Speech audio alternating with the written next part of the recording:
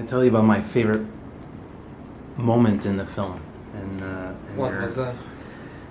It's when Merritt Weaver's character, under the traumatic, the space where a whole bunch of characters are inhibiting at the same time, how we have this fleeting moment of where we see a full-grown adult going back to when she was a child. What are sort of the challenges of building a sequence like that without giving anything away here? Does it feel like a chess piece? Where how does that happen? Well, it's first of all, it's hard to write a scene like that.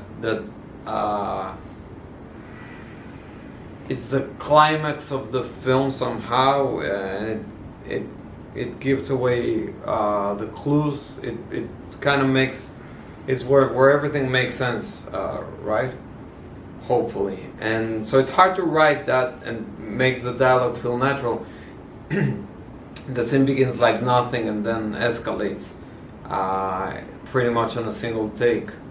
The way I shoot those scenes is like any other thing in the film, so I try to do as little as I can with the camera and to achieve as more the more that's possible with the actors and with the dialogue. So you need great actors, that's the key. And what you're saying about Merritt Weaver, she found that on the page. She thought that's how the scene was written. I don't know if that's true or not, but that was her reading of the character, and she's such a talented actor with a big imagination that she was able to do that. They don't necessarily tell me what they're gonna do. They rarely do. So by shooting the rehearsal, I discover what they're doing by observing them. So it comes alive once the actors are in front of me. I was thinking about the law of attraction. I would like to pretend that we control it in a way. What I notice on display here, there's like a choreography that occurs, a physical choreography between Peter and Jessica's characters. We see these middle-aged bodies sort of like coalescing together, and there's a connection that occurs on a physical level. It starts off innocently, but then it gravitates towards something where there's more of a pull between those characters. Again, is that something that more or less is applicable to what you just mentioned here, where you give them, you service them with what's on the screenplay, or? Pretty much. When I'm writing a script like Memory, I didn't know it was going to be Jessica and Peter playing the roles, but I knew I was ambitious. I wanted to find actors, the best actors. So I like challenging them, and I like writing stuff that portrayed by other actors with less imagination wouldn't be the same. So I let them do their job. I get out of their way. I always start by letting the actors show me what the scene looks like for them, what they imagine, and then I decide how to frame it. Unless in some specific cases I work the other way around, but normally I want the thing to be alive. I don't want to micromanage or to chase aesthetic bullshit. I want the thing to be real. I'm a fan of production design. It's grown over the past couple of decades where I notice things that are very specific details. And there's this reoccurring sequence where when Jessica's character comes home, she has this pattern of protecting herself. I don't want to give too much away, but I did notice that I think it's the room, her bedroom. There's also another lock there, but she doesn't use that lock. And I think there's so much descriptive info about where she's at in her progress in terms of healing, but also what she's open to, what she's open to in terms of other individuals out there. And I thought it was really interesting that this character doesn't repeat that pattern. So I was really curious about how much input you have in sort of like designing the perimeters of a home and saying, hey, this character has this protective needs, but she's also in a place where she's not regressing, she's potentially progressing. So I was just curious about that specific choice.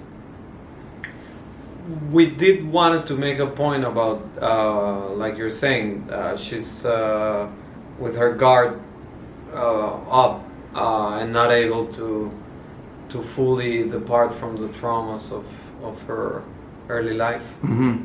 So yeah, there are clues here and there, subtle things that some audiences will get and others won't. But I'm glad you do. Yeah. The idea of a caretaker in New York City is that it's such a confusing mess of a place, but you see gestures of kindness and different levels like that, and I thought it was a really interesting setting for a story like this, where you see Jessica's character, where she's able to assert herself and provide something that's very naturalistic in her to be helpful. Is that something that you were considering as you're writing Memory? Is it something that you said, oh, in this space I'm aware of New York City, and like that as much as it can be rigid, really impolite, harsh, there can also be moments of levity and where people actually connect? Is that... I grew up in Mexico City. Yes. I was born there, grew up, still live there. It's a 25 million people city. So it's very similar to New York in many ways. You know, it's a big jungle, so to speak, where a lot of terrible things happen. But of course, you can also find kindness, and you can also hope for broken people and outcast characters to find each other, or to find some peace in the middle of this madness. Yes. So yes, I do. I see New York as a very it's a place that's often described as a very tough city, but then behind every door there's a story. Mm-hmm. You can make it there, you can make it anywhere, that's what they say, but I imagine it's 5 times that for Mexico City, right? Growing up in Mexico just makes you everything else seems small. And I was really happy that Peter won the award based on a little descriptive info that he gave on dementia, being close to it on some level in his own family. And I was thinking about the disease. It's a progressive, regressive disease. But in this case, if there's any positive to take out of it, is his character is almost like a carte blanche to Jessica. Jessica's character is able to find attraction in the fact that he's living in the now. And so out of all the negative things that can come out of a disease like this, there's actually potentially a positive light that... I think it has to do with the way Peter understood and played the character. Mm-hmm. Meaning he didn't play dementia. He didn't diminish the character by saying, oh, it's a character with dementia. He first figured out who Saul is, and then he worked around the dementia and imagined in the most realistic way how every situation would be. But he wasn't playing dementia, he was playing Saul. And I think that's why the film's good and he got the award, and Jessica's character can connect with him, because he's not just playing a condition. Yes. You've been working with Yves since Chronic, and you've developed a shorthand, I imagine, over all these films. How is it finding each other? How does it look like today comparatively to what it looked like in, I think it was 2015 for Chronic? So what does that shorthand look like today? I imagine you spent a little bit of time together before production, but has it evolved? Has it changed? And so we shot Chronic in 2014. It's almost 10 years.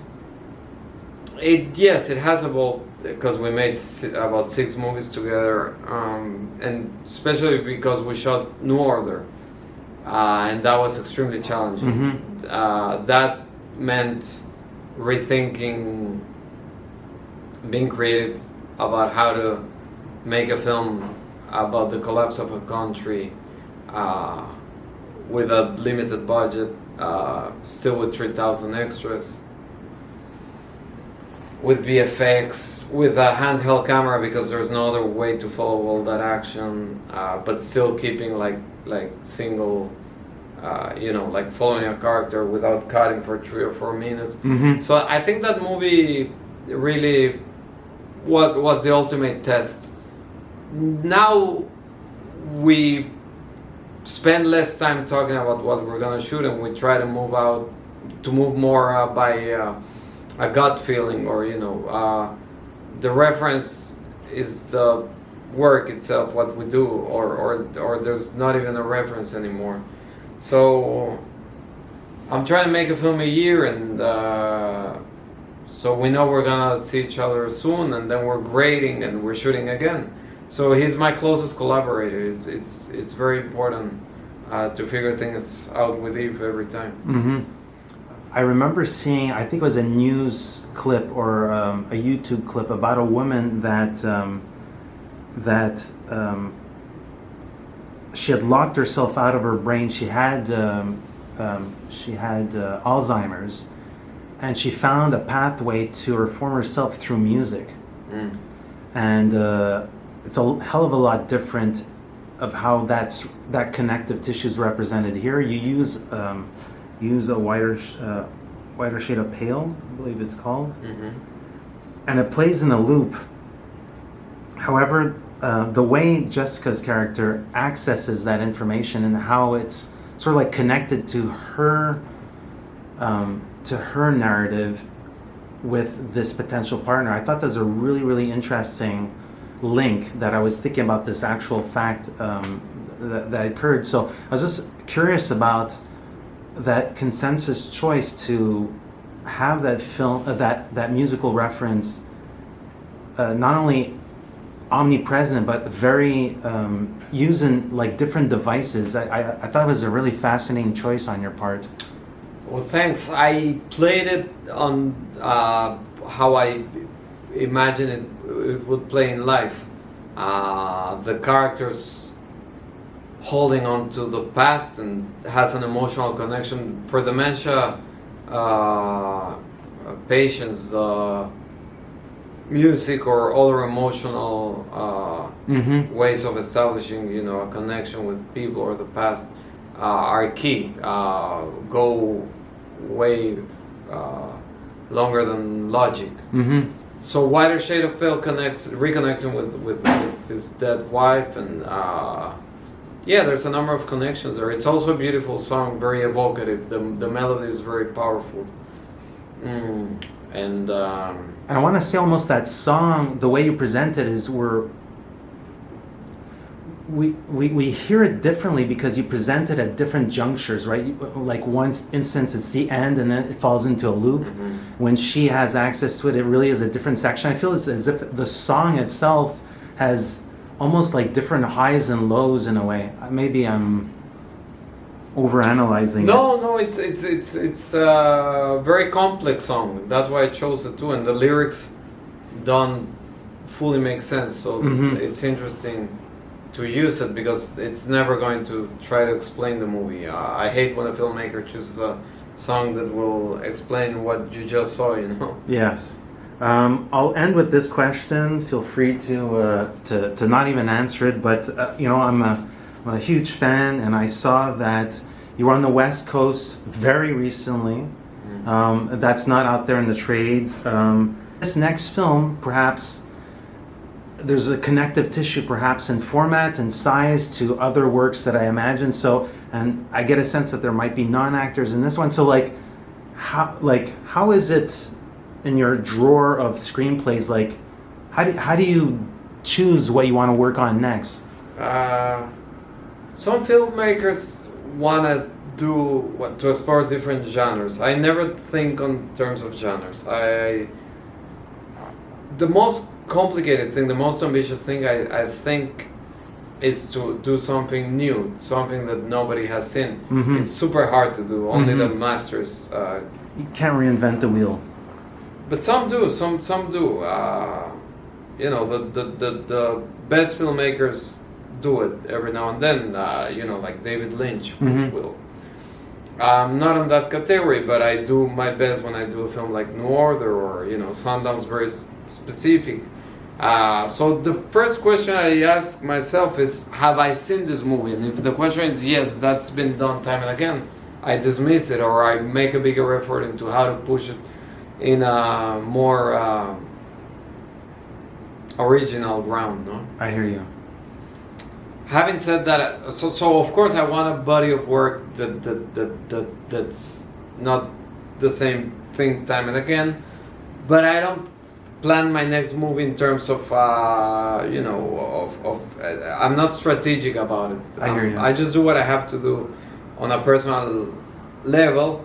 I try to write and shoot fast, so the movie will still show where I'm at that point of my life, what's the need that I have and to satisfy by making a film. That was the case of Sundown. And with this film, for example, with Memory, I found myself in a more peaceful place somehow. I felt better, this is what came out. I was in a less conflictive stage of my life. But the most important thing is to try to do something cinematic, and that should be the only ambition. It's not about telling a story. I think that's bullshit. It's about making film, and that's a mystery. What's cinematic? It's impossible to explain, to put in words, and that's why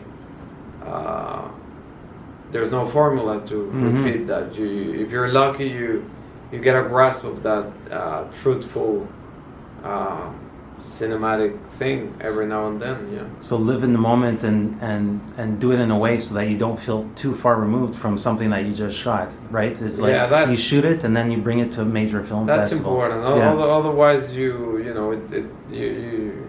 it becomes like a big enterprise that it shouldn't be. Thank you for your cinema. Thank you for Memory. I can't wait to see the North American crowd's reaction to this film, and gracias for your time. Appreciate it. Gracias a ti. Hey, this is Eric from IONCINEMA.com. If you want to support us, subscribe below. For more reviews, interviews, film festival coverage from Sundance, Cannes, Toronto, you want to check out these guys on this side.